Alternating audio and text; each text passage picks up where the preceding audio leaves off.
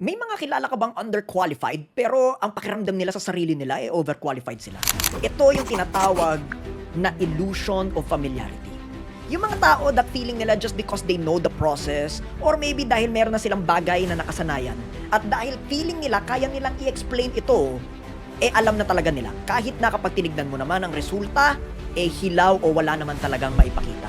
Hindi porke kabisado mo yung steps, ibig sabihin expert ka na.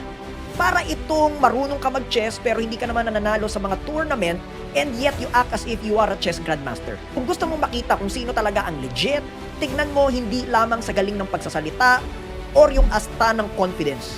Hindi pwedeng puro daldal lang. Kailangan ang tinitignan mo ay yung track record. Real leaders don't just talk about competence. They prove it through result.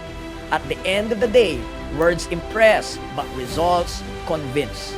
Hindi pwedeng daldal. You have to deliver.